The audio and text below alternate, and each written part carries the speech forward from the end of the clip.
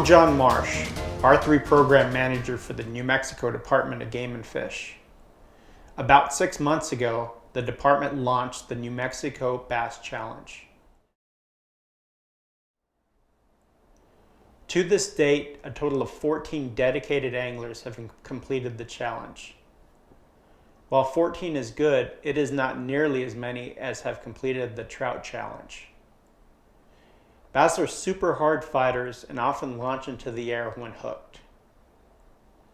I wanted to make this video to spur a few more anglers to try this fun and exciting type of fishing.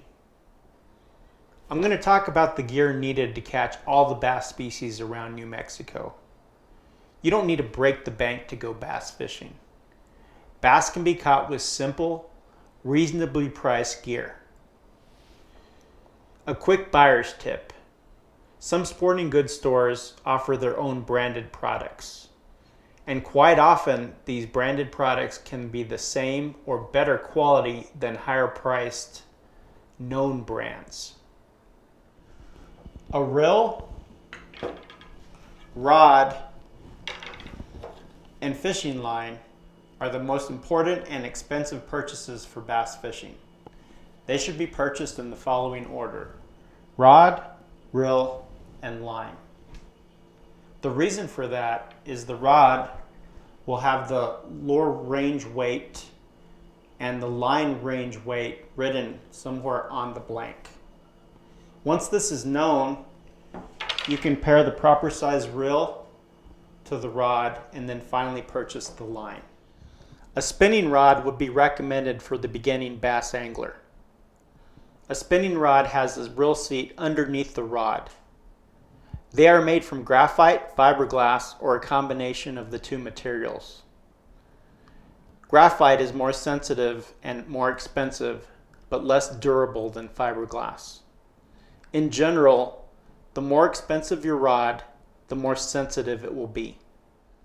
Rods vary in power from ultra light all the way to heavy. Lighter lures and smaller fish require less power than heavier lures and bigger fish. If you only had money to purchase one rod, I would recommend a medium to medium heavy 7 to 7.5 foot graphite spinning rod. Longer rods allow the angler to cast farther and exercise more leverage to land even the largest bass. Spinning reels come with spools that move up and down as you turn the handle to hold the line. They are easy to cast, and line tension or drag can be adjusted with either a front or a rear drag. They come in different spool and frame sizes to match the pound test of the fishing line you will be using. Reel gear ratio is the amount of times the bell revolves with each full turn of the handle. A perfect reel gear ratio for bass fishing would be 6.8 to 1 because this provides the best balance of speed and torque. A spinning reel frame can be made of aluminum or graphite. Aluminum is more expensive but also lasts longer than graphite.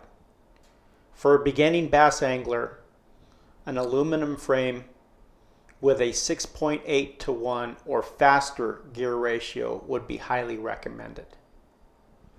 Fishing line is pretty important because it's your main link to the bass. Make sure you buy a good quality line and store it out of direct sunlight and away from heat. Line comes in various spool sizes designated in yards. Commonly, spool sizes range from 110 yards all the way up to 3,000 yards. It's much more economical to buy the larger size spools as you'll pay less per yard. The two types of fishing line used for bass fishing are monofilament and braided line. Monofilament, or mono, fishing line is made from a single strand of modified nylon. It's sold by pound test and comes in a variety of colors and diameters. For bass fishing, stick to lines 8 to 17 pound tests in clear, green, and low visibility colors. Monofilament line can be used in almost all bass fishing situations. Just remember to match the pound test range that's stamped on your fishing rod. Braided lines are made from 2 or more fibers woven together. They are lower stretch, stronger pound test by diameter, and more expensive than monofilament lines. They should be used when bottom fishing, when an instant hook set is needed.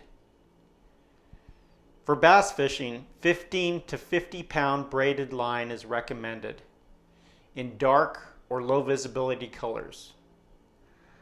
Please note that extended use of braided line will cause grooves to form in your line guides. Lures are used almost exclusively to catch all species of bass. Certain lures work better during specific seasons, and we'll cover all of the most popular bass fishing lures. As a general rule of thumb, for clear water, use silver and natural prey colors. For stained water, gold and bright colors.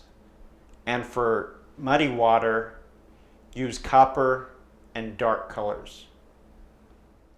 Topwater lures, which float, include buzzbaits, propeller baits, poppers, and frogs. These are all summertime options. They mimic a bug or amphibian struggling on top of the water. They are super exciting to fish because you can actually see the fish come up and strike them. The best time to fish these lures are dawn and dusk. Always remember not to set the hook until you actually feel the fish pulling on your line. Spinner baits are spring and fall lures. The blade's flash attracts bass that are actively feeding on bait fish. They can be fished just under the surface to right above the bottom.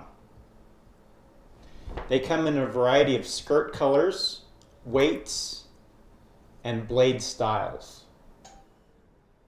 The 3 styles of spinnerbait blades are Willow Leaf, Colorado, and Indiana. A good all-around spinnerbait choice would be a 3/4 ounce gold Indiana blade with a white or chartreuse colored skirt. Crankbaits are primarily fished in the fall. These baits imitate prey fish or crawfish in size and swimming action. Fishing them so they contact underwater trees, rocks, and other cover will get bass to strike. There are shallow 0 to 6 feet and deep 6 to 25 feet diving crankbaits. The shallow divers have a short lip and the deep divers have a long lip. The most popular crankbait colors from left to right are orange crawfish, chartreuse, fire tiger, shad, gold, and silver. Match your crankbait weight with your fishing line and rod and reel combination. Soft plastic baits catch lots of bass during the spring and summer months. They come in a plethora of colors, sizes, and styles. There are soft plastic grubs, worms, crawfish, lizards, and bugs. These lures are inexpensive and fished on the bottom. Popular colors include, from left to right, watermelon, green pumpkin, black, and June bug. Jigs catch bass in the fall. A bass jig consists of a metal jig head, fiber weed guard, and a plastic silicone, or marabou skirt tied around the hook shank. Jigs resemble crawfish. Often a piece of pork rind, a plastic grub, or worm will be threaded onto the hook as a trailer. Bass jigs are fished around down trees and other cover on the bottom. Common weights are a 1/4 ounce all the way up to an ounce, and any dark color will usually catch bass. Use either tackle boxes or tackle bags to organize your lures and tackle. Tackle boxes are hard-sided. They have a handle on top and multiple drawers inside with subcompartments. Tackle bags are soft-sided, have removable trays inside, and feature large, multiple outer pockets. Tackle bags have a shoulder strap and resemble backpacks. Remember, largemouth and spotted bass must be 14 inches or longer to keep statewide. Smallmouth have to be 12 inches or longer to keep statewide, except for Ute and Conscious lakes, where they have to be 14 inches or longer. White bass have no length limit.